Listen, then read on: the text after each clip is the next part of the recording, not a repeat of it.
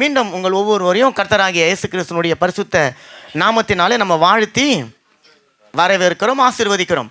அப்போ கடந்த ஒரு சில வாரங்களாக நம்ம ஜெபத்தை குறித்து தியானித்து கொண்டு வந்திருக்கிறோம். ஆமென். அப்போது உண்மையாகவே சபையார் எல்லாருமே ஃபோன் அடித்து சொல்லியிருக்கிறீங்க, அது என்ன உற்சாகப்படுத்தி இருக்கிறது. ஆமென். நல்லா இருக்கிறது. நாங்கள் கொஞ்சம் ஒரு ஜெபத்தை குறித்து கொஞ்சம் நல்ல ஒரு புரிதல் எங்களுக்கு வந்திருக்கிறது என்பதாக நீங்கள் எல்லாம் சொல்லியிருக்கிறீங்க. அதற்காக கர்த்தருக்கு மகிமை உண்டாகட்டும். ஆமென். அப்போ நம்ம ஜெபத்தை குறித்து ஒரு சில வாரங்களாக பார்த்து கொண்டு வருவோம். ஜெபம். அப்போ ஜெபம் அப்படின்னு சொன்னால் நம்ம எல்லாருக்கும் தெரியும், நம்ம ஏற்கனவே பேசியிருக்கிறோம். ஜெபம் என்று சொன்னால் முதல்ல தேவனோடு கூட நமக்கு இருக்கக்கூடிய ஒரு நல்ல ஐக்கியம். ஆமென். ஒரு நல்ல ஒரு உறவு. அவர் பேச, நீங்கள் பேச, அவருடைய சமூகத்தில் நீங்கள் உட்கார்ந்து அவரை நீங்கள் விசாரிக்க, அவர் உங்களை விசாரிக்க. ஆமென். அதுதான் ஜெபம் அப்படின்னு சொல்லி பார்த்தோம். ரெண்டாவது, ஜெபம் அப்படின்னு சொன்னால் ஏதோ என்னுடைய தேவைக்காக நான் போய் ஆண்டவர்கிட்ட உட்காந்து பேசி தேவையை மட்டும் பெற்றுக்கொண்டு டாட்டா பாய் பாய் காட்டுவது கிடையாது. மாறாக ஜெபம் என்பது ஏற்கனவே நீங்கள் வைத்த விண்ணப்பத்திற்கான பதிலை பெற்றுக்கொண்டு வரக்கூடிய ஒரு நேரம் அப்படின்னு சொல்லி நம்ம பார்த்தோம். ரெண்டாவது, ஜெபத்தில் உங்களுடைய சூழ்நிலைகளை பற்றி பேசாமல், உங்களுடைய பிரச்சனைகளை பற்றி பேசாமல், உங்களுடைய வியாதிகளை பற்றி பேசாமல், உங்களுடைய வல்லமைகளை பற்றி பேசாமல், உங்கள் பிரச்சனையை பற்றி தேவனிடத்தில் பேசாமல் உங்கள் பிரச்சனையை பார்த்து சொல்லுங்கள், என் தேவன் எவ்வளவு பெரியவர் என்று சொல்லி. ஆமென் அப்படின்னு சொல்லி நம்ம பார்த்தோம். நிறைய பேர் நம்ம ஜெபத்தில் போய் பிரச்சனையை சொல்லி கொண்டு இருக்கிறோம், நோயினுடைய வல்லமையை பற்றி சொல்லி கொண்டு, இந்த நோய் இப்படி வந்தால் இப்படி ஆக்கும், அப்படி ஆக்கும், இப்படி ஆக்கும் சொல்லி கொண்டு இருக்கிறோம். ஆனால் அந்த சூழ்நிலை நமக்கு என்ன வேணும் என்பதை நம்ம பார்த்தோம். இப்போ ஜெபம் முக்கியமா, ஜெபத்துக்கு பதில் பெற்றுக்கொள்வது முக்கியமா? அவ்வளோதான். அப்படி சொல்லும் போது உங்களுக்கு பதில் உண்டாயிடுத்து பாருங்க. அப்போ நீங்கள் 1 மணி நேரம் ஜெபித்து பதில் பெற்றுக்கொள்ளாமல் போகிறத 1 நிமிஷம் ஜெபித்து ஒரு பதிலை பெற்றுக்கொள்வது ரொம்ப நல்லது என்று சொல்லி பார்த்தோம். ரெண்டாவது, ஜெபம்னு சொன்னால் தேவையில்லாத வார்த்தைகளை, தேவையில்லாத தொணத்தொணன்னு போய் ஆண்டவர்கிட்ட கண்ட வார்த்தைகளை பேசி, ஆமீன், அப்படியெல்லாம் நீங்கள் தேவனிடத்தில் பதில் பெற்றுக்கொள்ள முடியாது. வார்த்தைகளை தெரிந்தெடுத்து பேசுங்க. உங்களுக்கு என்ன வேண்டும் என்பதை கருத்தாக நீங்கள் பேசணும். நான் சொல்லுவது எல்லாமே உங்களுடைய தனி ஜெபம். இப்போ பரிந்துரை ஜெபத்தில் நீங்கள் கருத்தாக ஜெபிக்கிறேன்னு சொல்லிட்டு நிறுத்த முடியாது. அங்கே நல்லா பரிந்து பேசணும், ஜெபிக்கணும், அதெல்லாம் அர்த்தம் காட்டும். உங்களுடைய தனி ஜெபத்தில் உங்களுக்கு என்ன வேணும் என்பதை ஷார்ட் அண்ட் ஸ்வீட்டாக நீங்கள் சொல்லி பெற்றுக்கொள்ளணும் என்று சொல்லி நம்ம பார்த்துருந்தோம். மாத்திரமல்ல, ஜெபம் தகாத விதமாய் போய்விடக்கூடாது. ஜெபம் இச்சிக்கக்கூடிய காரியங்களுக்காக போய் செய்து விடக்கூடாது. நம்மளுடைய மன வாஞ்சை, அது என்ன சொல்லுவாங்க, அது பேர் மன அபிலாசைகளை போய் தேவனிடத்தில் சொல்லி அதுக்காக பதிலை காத்து கொண்டிருக்கணும் அவசியம் கிடையாது. ஜெபம் தேவனுக்கு என்னுடைய சூழ்நிலைகள் தெரியும், நான் அதை சொன்னால் எனக்கு அவர் பதில் தருவார் என்கின்ற அந்த எண்ணத்தில் நீங்கள் போய் ஜெபிக்கணும் என்று சொல்லி நம்ம பார்த்துருந்தோம். ஆமீன். ரெண்டாவது பார்த்தோம், ஜெபம் தேவனை மாற்றாது, அவருடைய பரலோக ராஜ்யத்தில் வைத்திருக்கிற திட்டத்தை மாற்றாது, மாறா நம்மை மாற்றும், நம்முடைய சூழ்நிலைகளை ஜெபம் மாற்றும் என்று சொல்லி எல்லாம் நம்ம பார்த்து கொண்டு வந்திருந்தோம். போன வாரத்தில் என்ன பார்த்தோம்னு சொன்னால், சோர்ந்து போகாமல் ஜெபிக்கிறதுனுடைய மேன்மை என்ன, அப்படி சோர்ந்து போகாமல் ஜெபித்த ஒரு விதவை எப்பேற்பட்ட ஒரு ஆளுகிட்ட போய் அவள் ஜெபித்து பதிலை பெற்றுக்கொண்டு வந்தா என்பதை குறித்தெல்லாம் பார்த்தோம். ரெண்டாவது, அந்த ஜெபம் சோர்ந்து போகாது மாத்திரம் கிடையாது, ஊக்கத்தோடு நம்ம ஜெபிக்கிற ஒரு ஜெபமாக இருக்கணும் என்று சொல்லி நம்ம பார்த்துருந்தோம். இதெல்லாம் நமக்கு தெரிஞ்ச ஒரு காரியம். இப்போ ஆதாம் எடுத்துக்கொள்ளுங்களேன். ஆதாம் தேவனிடத்தில் ஜெபித்தான், அப்படி தானுங்களே? எங்கே ஜெபிச்சான்? ஆமாம். ஆதாம் என்ன பண்ணியிருப்பார்? அதான் ஜெபம். கை தட்டுங்களேன் நல்லா. பகலின் குளிர்ச்சியான வேலையில் ஆதாமை தேடி தேவன் வந்துட்டார். இப்போது ஆதாம் தேவனிடத்தில் ஜெபிச்சான். இப்போ அவனுக்கு என்ன குறை இருந்தது?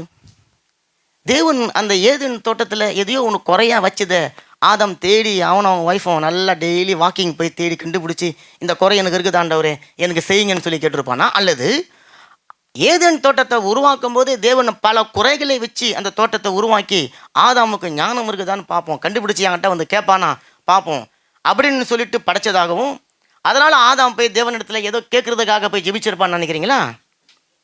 என்ன குறைய அவன் கண்டிருப்பான் ஏதேன் தோட்டத்தில்? அல்லது என்ன குறைய தான் தேவன் வச்சிருப்பார்? அல்லது அவனுக்கு குறைவானது என்ன இருந்திருக்கும்? அப்போ அவன் தேவனிடத்தில் எதையோ கேட்கறதுக்காக போல தேவனிடத்தில் அவன் பேசுறதுக்காக போனான். ஆமீன். அவன் அந்த நாளில் என்ன செஞ்சான் அதை தேவன்கிட்ட சொல்ல போகிறான். நாளைக்கு என்ன செய்ய போகிறான் அதை சொன்னான். நான் இதை செஞ்சேன் ஆண்டவரே, எனக்கு இது சந்தோஷமாக இருந்துச்சு, நான் அதை செஞ்சேன் எனக்கு சந்தோஷமாக இருந்துச்சு பாருங்க நான். அப்போ அவன் காத்துன்னு இருக்கிறான். எப்போ பகலினுடைய அந்த குளிர்ச்சியான நேரம் வரும்னு சொல்லிட்டு அவன் காத்து கொண்டு இருக்கிறான். தேவன் வந்த மாத்திரத்தில் தேவனுடைய நேரடி பிரசனத்துக்குள்ள அவன் போயிட்டான். எந்த தேவைக்காகவும் ஆதாம் ஜெபிச்சு இருக்கவே மாட்டான். ஏன்னா அவனுடைய தேவைகள் எல்லாம் ஏதேன் தோட்டத்தில் பூரணமாக கிடையாது, பரிபூரணமாக இருந்தது. பாருங்க, நல்ல கரங்களை தட்டுங்களேன். அப்போ அந்த பரிபூரணமாக இருந்ததுனால அவன் தேவனோடு ஒரு நல்ல உறவை ஏற்படுத்தி கொள்ள, தேவனோடு நல்ல ஐக்கியத்தை ஏற்படுத்தி கொள்ள, பரலோக தகப்பன் இடத்துல ஒரு பிள்ளையாக உட்கார்ந்து கற்றுக்கொள்ளுகிற அந்த நோக்கத்தோடு தான் அவன் அங்கே போயிருந்தான். சென்ற வாரத்தில் பார்த்துருந்தோம், அந்த விதவை தாய் அவனா வரும்போது வரவாயன வந்தா அவமானப்படுத்துறவங்ககிட்ட போய் டெய்லி மூஞ்ச காட்டணும்னு சொல்லிட்டு இல்லை. அப்போ முதல் நாள் போயிருப்பா, தன்னுடைய சூழ்நிலையை சொல்லியிருப்பா. ரெண்டாவது நாள் போய் அதே சொல்லியிருப்பாளா? மூணாவது நாள் அதே சொல்லியிருப்பாளா? ஓட்டர் ரெக்கார்ட் பண்ணி போகும்போது ரெக்கார்ட் பண்ணி போயிருக்க மாட்டான். முதல் நாள் சூழ்நிலையை சொல்லிட்டா. இப்போ அவளுக்கு தேவை என்னது? பதில். இப்போ போவான், எஜமானே என்னை மறந்துடாதீங்க சொல்லியிருப்பான். இல்லை, அது குறித்து போன வாரம் விளக்கமாக பார்த்தோம். அப்போ அவள் சொன்ன காரியத்தை திரும்பி திரும்பி சொல்லாமல் அவள் பெற்றுக்கொள்ளக்கூடிய காரியத்தை பேசியிருப்பான், பதிலை பேசியிருப்பான். அவங்ககிட்ட இருந்து ஒரு நல்ல ஆசீர்வாதமான வார்த்தைக்காக அவள் பேசியிருப்பான். அப்போ அந்த சூழ்நிலைகளை எல்லாம் பார்த்து விதவை தாயே அநீதியுள்ள ஒரு நியாயாதிபதி கிட்ட போய் அவளுக்கு தேவையான ஆசீர்வாதத்தை பெற்றுக்கொண்டு வந்துட்டான். அந்த அநீதியுள்ள நியாயாதிபதியினுடைய ராஜ்யத்திற்குள்ள இவளுடைய நீதியோடு போய் ஒரு பதிலை பெற்றுக்கொண்டு வந்தான். அதே போல் நாமும் பரலோக ராஜ்யத்திற்குள்ளார தேவன் நாங்கள் இயேசு கிறிஸ்துனுடைய நீதியில் நம்ம போய் நிற்கும்போது நாம் பதில்களை பெற்றுக்கொள்ள முடியும் என்று சொல்லி நம்ம பார்த்தோம். நல்ல காரியங்களை தட்டுங்களேன். அப்போ சோர்ந்து போகாமல் ஜெபிக்கும் பொழுது, ஊக்கத்தோடு ஜெபிக்கும் போது உடனே பதில் கிடைக்காது. ஏன் கிடைக்காது? ஏன்னா அங்கே வசனம் சொல்றது நீங்கள் சோர்ந்து போகக்கூடிய சூழ்நிலைகள் வரும். பதிலை பெற்றுக்கொள்கிற வரைக்கும் நீங்கள் சோர்ந்து போகாமல் ஜெபிக்கணும். அதேமாதிரி நல்ல ஊக்கத்தோடு ஜெபிக்கணும். நீங்கள் ஜெபிக்கும் பொழுது ஒன்று தெரிஞ்சுக்கணும், தாமதமாகும், பதில் உடனே உங்களுக்கு வராது. அப்போ தாமதமாக நான் சொல்லியிருந்தேன், அநேகர் அந்த ஜெபத்தை விட்டுட்டாங்க அல்லது ஜெபிக்கிறதையே மறந்துட்டாங்க. ஆனால் அந்த விதவை தாய் அப்படி இல்லை. அவனிடத்துல பதிலை பெற்றுக்கொள்ளுகிற வரைக்கும் அவளுக்கு வேற வேலை கிடையாது, அவள் பொழைப்பே அவ்வளோதான். அப்போ எப்படியும் நான் பதிலை பெற்றுக்கொள்ளணும், இன்னைக்கு இல்லாட்டினாலும் எனக்காக அவன் பதிலை நான் பெற்றுக்கொள்ள முடியும் என்று சொல்லி ஒரு விசுவாசத்தோடு, ஒரு தைரியத்தோடு, ஒரு நம்பிக்கையோடு அவனுடைய ராஜ்யத்துக்குள்ள போயிட்டு வந்தால, அதே போல் தேவன் உங்களுக்காக எனக்காக பரலோக ராஜ்யத்தில் வச்சிருக்கிறத தாமதம் செய்ய மாட்டார், உங்களை காத்திருக்க செய்ய மாட்டார், உங்களை அழுது போராடி அடம்பிடித்து வாங்கி கொள்ளும்படிக்கு செய்ய மாட்டார். உங்களுக்கு அவர் சீக்கிரத்தில் நியாயம் செய்வார் என்று சொல்லி பார்த்தோம். கரங்களை தட்டுங்களேன். அவர் சீக்கிரத்தில் நியாயம் செய்கிற நீதியுள்ள நியாயாதிபதி. ஆமேன். அவர் நீதியுள்ள நியாயாதிபதி தான். ஆனால் என்னுடைய அதிர்ஷ்டம் அவர் என்னுடைய அப்பாவாக இருக்கிறார், என்னுடைய தகப்பனாக இருக்கிறார். நல்ல காரியங்களை தட்டுங்களேன். நல்ல காரியங்களை தட்டு. என்னுடைய அப்பாவின் இடத்துல நான் தைரியமாக போயிட்டு அவருடைய ஆசீர்வாதங்களை பெற்றுக்கொண்டு வர முடியும். இதான் நம்ம சென்ற வாரத்தில் பார்த்தோம். இப்போ அபாக்குக்கு எடுத்து வாசிங்க, 2ஆம் அதிகாரம் 3வது வசனம். குறித்த காலத்துக்கு தரிசனம் இன்னும் வைக்கப்பட்டு இருக்கிறது, முடிவிலே அது விளங்கும், அது பொய் சொல்லாது, அது தாமதித்தாலும் அதற்கு காத்தீரு, அது நிச்சயமாய் வரும், அது தாமதிப்பது இல்லை. ஆண்டவர் சொல்றாரு, நீங்க ஜெபித்து கொண்டு இருக்கும்போது சில நேரங்களில் உங்களுக்கு சோர்வுகள் வரும், பலவீனங்கள் வரும், எதிர்மறையான சிந்தனைகள் வரும், உங்கள் ஜெபத்திற்கான பதில் வருவதற்கான வாய்ப்புகளே இல்லை. நீங்கள் இனி அப்படிப்பட்ட ஜெபத்தில் ஒரு நன்மை உண்டாகும் என்று சொல்லி நினைத்து கூட பார்க்க முடியாத அளவுக்கு அநேக தடைகள் வரும், எதிர்ப்புகள் வரும், போராட்டங்கள் வரும், பாடுகள் வரும். ஆண்டவர் சொல்கிறாரு, நீ கவலைப்படாத, உன்னுடைய ஜெபத்திற்கான பதில் தரிசனத்தை போல அது இன்னும் வைக்கப்பட்டு இருக்கிறது. ஆமேன். முடிவில் அது விலகும், அது பொய் சொல்லாது, அது தாமதித்தாலும் அதற்காக நீ காத்திரு, அது நிச்சயமாய் வரும், அது தாமதிப்பது இல்லை. நல்ல கரங்களை தட்டுங்களேன். ஆண்டவர் சொல்றாரு, நான் சீக்கிரத்தில் நியாயம் செய்வேன்னு சொன்னார்ல, அது தாமதிக்காது, அது தாமதிச்சாலும் அதுக்கு நீ காத்து நிறு. இந்த வசனத்தை எப்படி நீங்க புரிஞ்சுக்கிறது? ஆண்டவர் சொல்றாரு தாமதிக்காதுன்னு சொல்றாரு, தாமதிக்காது. ஆனால் ஒருவேளை அது தாமதிச்சாலும் நீங்க அதற்காக காத்துருங்க, அது தாமதிப்பதில்லை. தாமதிக்காது, ஆனால் அது தாமதிக்கிறதாக நமக்கு தோணுனாலும் கவலைப்படாதுங்க, அது நிச்சயமாய் உங்களுக்கு கிடைக்கும், அது தாமதிப்பு கிடையாது. ஆமீன். பக்கத்தில் இருக்கிறவங்களை பார்த்து சொல்லுங்க, உங்களுடைய ஜபத்திற்கு தாமதம் இல்லாமல் பதில் வருது. ஏன்னா பக்கத்தில் கையை பார்த்து பிடிச்சி சொல்லுங்க, கையை பிடிச்சி சொல்லுங்க. ஆமா சொல்லுங்க, திரும்ப சொல்லுங்க, பக்கத்தில் இருக்கிறவங்களை பார்த்து சொல்லுங்க. சோர்ந்து போகாதீங்க, சோர்ந்து போகாதீங்க. அப்படியே சொல்லும் போதே சிரிச்சுக்கணும், பதில் பெற்றுக்கொண்ட மாதிரி. ஆண்டவர் சொல்றார், அது தாமதிக்காது, அது நிச்சயமாய் வரும். ஆண்டவர் சொல்ற, நிச்சயமாகவே முடிவு உண்டு, உன் நம்பிக்கை வீண் போகாது. அப்ப சோர்ந்து போகிறவனுக்கு நம்பிக்கை இருக்காது. ஊக்கம் இல்லாமல் ஜெபிக்கிறவனுக்கு நம்பிக்கை இருக்காது. ஆண்டவர் சொல்ல அது தாமதமாக ஆனாலும் நீ பயப்படாதப்பா, ஏன் தெரியுமா, நான் நியாயத்தில் உங்களுக்கு சீக்கிரத்தில் நான் உங்களுக்கு நியாயம் தீர்க்க போகிறேன். அப்போ சில ஜபங்கள் தாமதம் ஆகிறதுக்கான காரணம் என்ன? நிறைய பேர் நான் பாவம் செஞ்சிட்டேன், அதனால் ஆண்டவர் என் ஜபத்தை கேட்க மாட்டார். அடுத்தது, நான் ஆண்டவருக்கு சித்தம் இல்லாத ஜபத்தை ஜெபிச்சிட்டேன், அதனால தான் எனக்கு கிடைக்கல. முதல்ல இந்த மாதிரியான கில்ட்டினஸ், அதாவது இந்த மாதிரியான சுய பரிதாபம் அல்லது இந்த மாதிரி குற்றப்பழி உணர்வுகளுக்கு நம்ம போய்விடக்கூடாது. நம்ம தெரிஞ்சோ அல்லது தெரியாமலையோ பலவீனத்தில் ஒரு பாவத்தில் விழுந்தாலும் தேவன் அந்த பாவத்தினால அல்லது நீங்கள் பாவம் செஞ்சதுனால உங்களுக்கு வைத்திருக்கிற ஆசீர்வாதத்தை ஒன்று எடுத்து மறைச்சு வைக்க போகிறது கிடையாது. அவர் உங்களுக்கு கொடுக்கணும்னு நினச்சா அவர் கூரையை பிச்சு கொண்டு கொடுப்பார். ஆமென். அவர் உங்களுக்கு கொடுக்க கூடாதுன்னு சொன்னால் நீங்கள் பக்கத்தில் இருந்தால் கூட உங்களுக்கு அவர் கொடுக்க மாட்டார். அப்போ நல்லா தெரிஞ்சுக்கோங்க, அநேகருடைய வாழ்க்கையில் பிரச்சனை என்னன்னு சொன்னால், தாமதமாக வந்த உடனே முதல்ல நம்ம பாவம் செஞ்சிட்டோம் அல்லது தேவனுக்கிட்ட நம்ம ஏதோ தொடர்பு இல்லாமல் இருந்துட்டோம். அதாவது அதெல்லாம் இருந்தால் ஒரு வேளை ஜெபம் கிடைக்காம இருக்கலாம், அது உண்மைதான். ஆனால் நீங்கள் நல்ல தேவனோட ஒரு ஐக்கியமாக இருந்து நல்ல ஜெபிக்கிறவங்களா உண்மையாகவே கர்த்தருடைய மேலே நீங்கள் வைராக்கியமே வாஞ்சியாக இருக்கிற ஒருத்தவங்களுக்கு ஜெபம் கேட்கப்படாமல் இருப்பதற்கான காரணம் என்ன? இப்போ நம்முடைய ஜெபத்துக்கு தாமதமாகறதுக்கு நிறைய காரணம் இருக்குது பாருங்களேன். முதல்ல நம்முடைய ஜெபம் தாமதமாகறதுக்கான காரணம், நீங்களும் நானும் எதிர்பார்த்ததை விட மேலானதை கர்த்தர் உங்களுக்கு கொடுக்க போகிறார், அதற்காக உங்களை காத்திருக்கும்படிக்கு செய்கிறார். இது புரிஞ்சவங்க நல்ல கை தட்டுங்களேன். நீங்கள் கேட்குறது ₹1, ஆண்டவர் கொடுக்க போகிறது உங்களுக்கு பல ₹1. அப்போ நீங்கள் ₹1 ஆயத்தத்தோடு ஆண்டவர்கிட்ட போய்க்கிறீங்க, ஆண்டவர் பல ரூபாய்க்கான ஆயத்தத்தை உங்களுக்கு கொடுக்கணும், உங்களுக்கு பெரிதாக கொடுக்க போயிறார், மேலானதாக கொடுக்க போயிறார். அதற்காக சில நேரத்தில் நீங்கள் காத்து கொண்டு இருக்கணும். ரெண்டாவது, நம்முடைய ஜெபம் தாமதமாகும் போது என்னத்தமாகும், ஆண்டவர் உங்களுடைய என்னுடைய விசுவாசத்தை அவர் அதிகப்படுத்துகிறார். விசுவாசத்தில் நம்ம வல்லவர்களாய் மாறும்படிக்கு செய்கிறார். நம்ம விசுவாசத்தில் ஊன்ற கட்டுகிறார், விசுவாசத்தில் எழும்படிக்கு செய்கிறார். அதனால் சில நேரங்களில் ஒரு தாமதம் நம்முடைய வாழ்க்கையில் வரத்தான் வேணும்.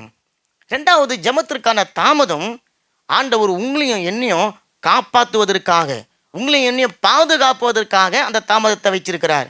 ஏன் தெரியுங்களா, ஜெபத்தை கொடுத்த உடனே நீங்கள் வாங்கின மறுநாள் எங்கேயோ போயிடுவோம். அதனால் போய் செய்யக்கூடாத இடத்துல போய் செஞ்சு எதையோ ஒன்றை மாட்டி நம்மளுடைய வாழ்க்கையினுடைய அந்த நோக்கத்தையே இழந்து போய் அப்புறம் பல ஆண்டுகள் அதற்காக போராடி கொண்டு இருக்கிறதா இருக்கும். அப்போ தேவன் சில நேரத்தில் ஜெபத்திற்கான பதிலை உடனே கொடுக்காம உங்களை பாதுகாக்கிறாரு, சத்துருக்கிட்டேருந்து பாதுகாக்கிறாரு, பாவத்திலேருந்து பாதுகாக்கிறாரு, உங்களுடைய குடும்பத்தினுடைய அழிவிலிருந்து உங்களை பாதுகாக்கிறாரு. ஆமென். அப்போ அந்த தாமதம் உங்களுக்கு வராமல் எனக்கு வராமல் போயிருந்தா நம்ம ஒருவேளை மரித்து கூட போயிருப்போம், பிசாசனுடைய கையில் சிக்கி நம்ம எப்படியோ அழிஞ்சு போயிருப்போம். அதனால் தேவன் என்ன பண்ணுறாரு, நீங்கள் கேட்கும்போது அந்த பதில் கொடுக்காம அவருடைய நேரத்தில் உங்களுக்கு அந்த பதிலை கொடுத்து உங்களை அவர் காப்பாற்றுகிறார். நல்ல கரங்களை தட்டுங்களேன். அடுத்தது, ஜெபம் தாமதம் வருவதற்கான காரணம் தெரியுங்களா, அந்த ஜெபத்திற்கான பதிலை பெற்றுக்கொள்ள நீங்கள் இன்னும் ஆயத்தமாகலை, நான் இன்னும் ஆயத்தமாகலை. அப்போ என்னை அவர் உருவாக்குகிறார். உங்களை உடைக்க வேண்டிய காரியத்தில் உடைக்கணும், உங்களை அழிக்க வேண்டிய காரியத்தில் அடிக்கணும், உங்களை எடுத்து போட வேண்டிய காரியத்தில் எடுத்து போடணும், உங்களை உருவாக்க வேண்டிய காரியத்தில் உருவாக்கணும். அப்போ அதற்காக தேவன் என்ன பண்ணுறாரு, சில நேரங்களில் தாமதத்தை அவர் உங்களுடைய வாழ்க்கையில் என்னுடைய வாழ்க்கையில் அவர் அனுமதிக்கிறார். ஏன்னா திருதிப்புன்னு ஒரு காரியத்தை ஒரு ஆசீர்வாதத்தை நான் பெற்றுக்கொண்டேன்னு சொன்னால் அந்த ஆசீர்வாதத்தினுடைய மேன்மை எனக்கு தெரியாமல் போயிடும். அப்போ ஆண்டவர் உங்களை உருவாக்குகிறார். அப்போ அந்த உருவாக்குவதற்கு அவருக்கு காலதாமதம் தேவையில்லை, உங்களுக்கு எனக்கும் தான் காலதாமதம். திடீர்னு நம்ம அப்படியே முறைச்சிக்குவோம் பாருங்கள், திடீர்னு நம்ம அப்படி சிரித்துக்குவோம், திடீர்னு பனி போல் மாறிடுவோம், திடீர்னு வெயில் போல் அப்படி கொடூரமாகிடுவோம், திடீர்னு கோவப்படுவோம், திடீர்னு சுருங்கிடுவோம். ஆனால் எதையும் பார்த்து நான் அன்றைக்கி சொன்ன மாதிரி ஆண்டவரோட மனசு ஐயோ புள்ள தொட்டா சிரிங்க வைக்கிறானே, இவனை டெக்னிக்காக நடத்தணும் அப்படிலாம் அவர் கிடையாது. அவர் தான் அவர் மாறப்போவது கிடையாது. மாற உங்களையும் என்னையும் மாற்றுவதற்காக உருவாக்குவதற்காக ஒரு தாமதத்தை உங்களுடைய என்னுடைய வாழ்க்கையில் தேவன் அனுமதிக்கிறார். விசுவாசத்துக்கு நல்ல கரங்களை தட்டுங்களேன். அப்போ ஜெபம் தாமதம் ஆகுவது நல்லது. சில ஜெபங்களுக்கு பதில் வரலன்னு சொன்னால் அந்த ஜெபத்துக்கு பதில் இல்லைன்னு அர்த்தம் கிடையாது, அல்லது பதில் தேவனிடத்தில் இல்லைன்னு கிடையாது, அல்லது அந்த பதில் உங்களுக்கு தேவையில்லைன்னு அர்த்தம் கிடையாது. அது இப்போ தேவையில்லை, இன்னைக்கு தேவையில்லை, இந்த நிமிஷம் தேவையில்லை. ஆமென். ஆண்டவர் பதில் சொல்லிட்டு பாருங்க, அவர் மனம் மாற பொய் சொல்ல, அப்போ அவர் சொன்னா அவர் செய்வார். ஆனால் எனக்கு உங்களுக்கு தான் அவசரம் இல்லை, எதையாவது செஞ்சு கிஞ்சு போய் பிடிச்சி இழுத்து வாங்கி வச்சுக்கணும்னு சொல்லிட்டு ஆண்டவர் அதன் காலத்தில் நல்ல காரியங்களை தட்டுங்க. அப்போ இதுதான் ஜெபம். அப்போ இந்த ஜெபத்தை எதன் அடிப்படையில் நான் ஏறெடுக்கணும்? இன்னைக்கு நிறைய பேர் ஜெபிக்க போகிறோம்.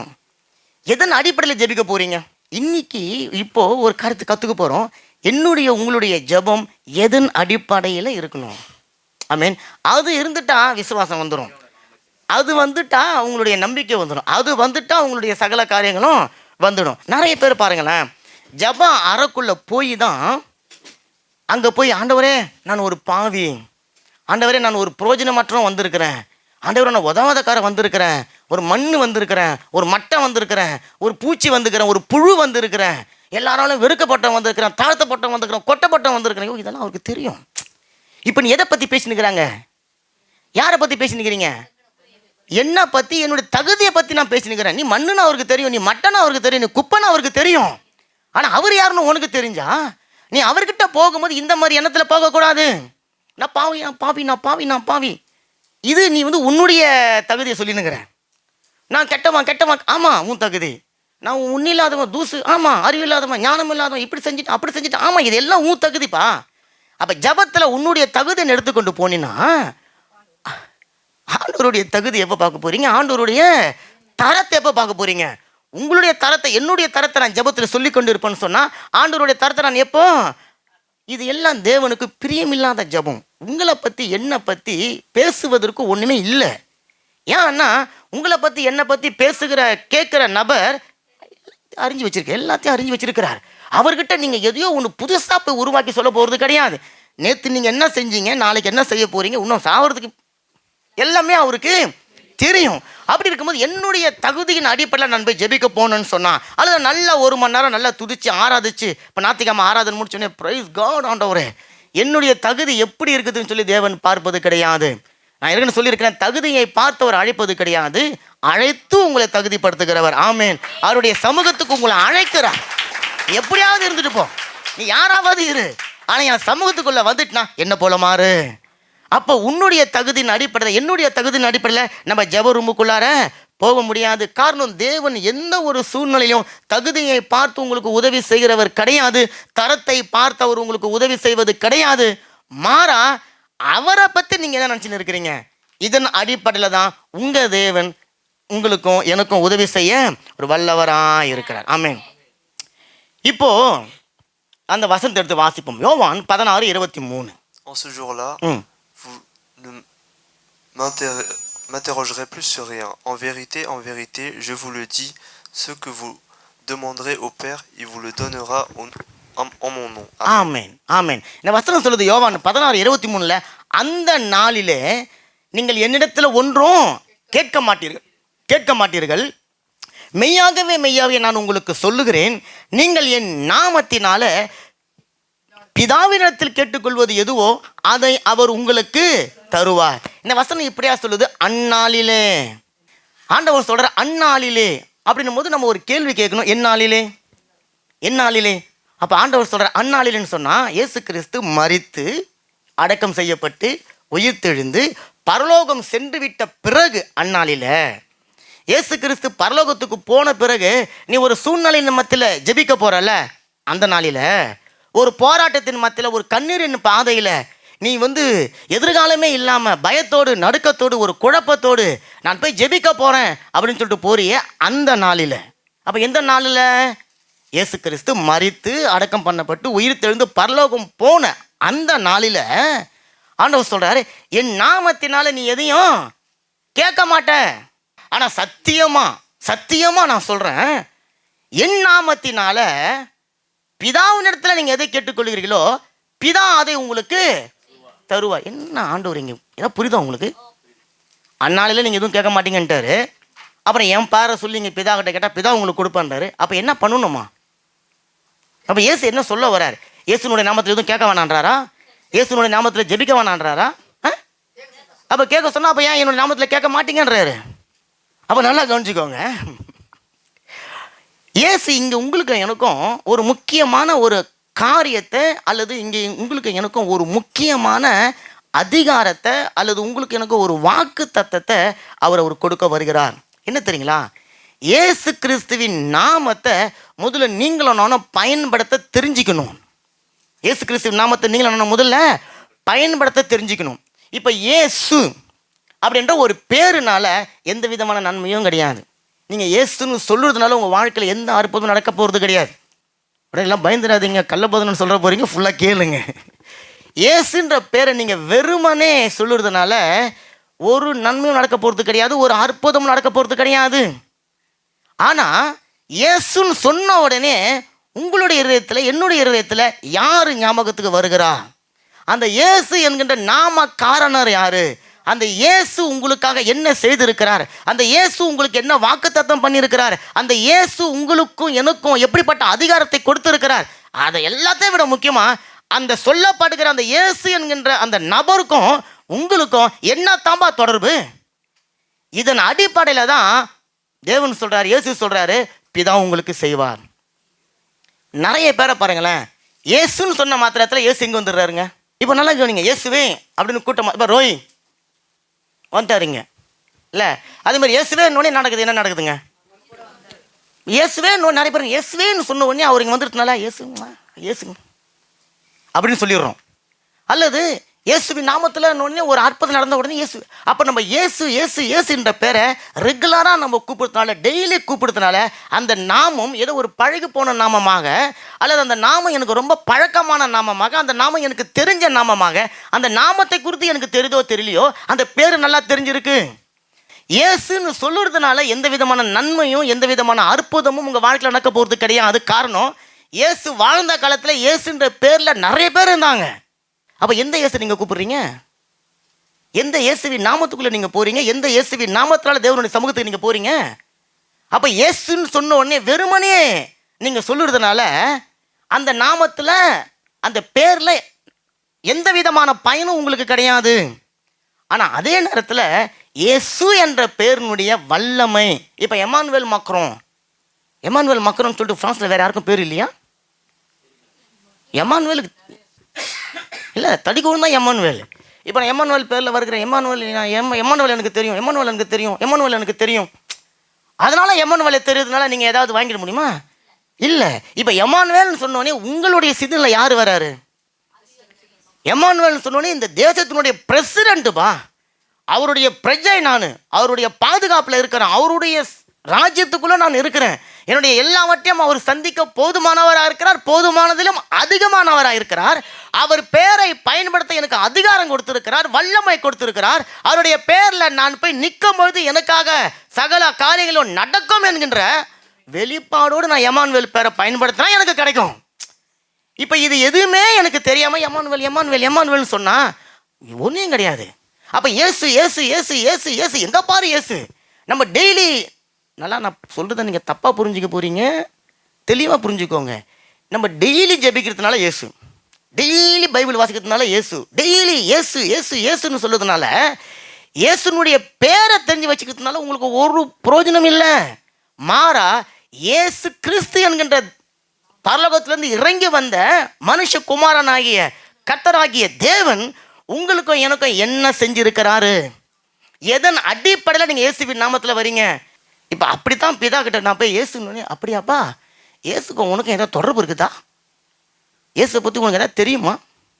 இயேசுனுடைய அதிகாரம் தெரியுமா? அவருடைய வல்லமை உனக்கு தெரியுமா? அவருக்குள்ளே இருக்கிற சகல ஆசீர்வாதங்கள் உனக்கு தெரியுமா? ஆண்டவரே தெரியும். அப்படி தெரிஞ்ச நீ எதுக்கு பைத்தியக்கார மாதிரி வந்து என்கிட்ட அழுதுனுக்கிற? எதுக்கு நீ வந்து என்கிட்ட பொழைப்புனுக்கிற? எதுக்கு நீ என்கிட்ட வந்து தேவையில்லாமல் கூவின்னு இருக்கிற? இயேசுன்னு சொன்ன மாத்திரத்தில் அந்த இயேசுக்குள்ளார இருக்கிற ஆள் தத்துவம், ஆளுமை, அதிகாரம், வல்லமை, ஞானம், அபிஷேகம், இது எல்லாம் நீ சொன்ன மாத்திரத்தில் இறங்கி வருதில்ல. அப்படின்னு சொன்னா அவருடைய நாமத்தை நீ பயன்படுத்தும் பொழுது இது எல்லாம் உனக்கு முன்னாடி வந்து நின்றுச்சுன்னு சொன்னா அந்த நாமத்தினாலே நீ சொல்லும் போது பிதா உனக்கு தருவார். நல்ல காரியங்களை தட்டுங்களேன். அப்போ பேரில் ஒன்றும் கிடையாது. இப்போ பேரை வெறுமனே இயேசு இயேசுன்னு சொல்லுறதுனால நடக்க போகிற காரியம் ஒன்றும் கிடையாது. ஏன்னா பிசாசுகளுக்கு கூட இயேசுன்ற பேர் தெரியுமா தெரியாதா? தெரியும். அப்போ இன்னும் கேட்டிங்கன்னா உங்களை விட என்னை விட பிசாசுக்கு இயேசுவை குறித்து இன்னும் நல்லா தெரியும், அதிகமாக தெரியும். ஆமீன். ஏன்னா உங்களுக்கு எனக்கு வசனம் மறந்துடுவோம் இல்லை, அவன் எதுவும் மறக்க மாட்டான். அவனுக்கு அப்படியே ஆதி ஆகமத்தில் ஆரம்பிச்சானா வெளிப்படுத்த விஷயம் ஆமீன் வந்து முடிப்பான், அவனுக்கு எல்லாம் தெரியும். அப்படிப்பட்டவன் இயேசுன்னு பேரை சொன்னால் எதாவது நடக்கும் நினைக்கிறீங்க? இல்லை. ஏன் நான் பிதாவுக்கு தெரியும், இவனுக்கும் அவருக்கும் இருட்டுக்கும் வெளிச்சத்துக்கும் உள்ள தூரம். கிழக்கு மேற்குக்குள்ள தூரம்.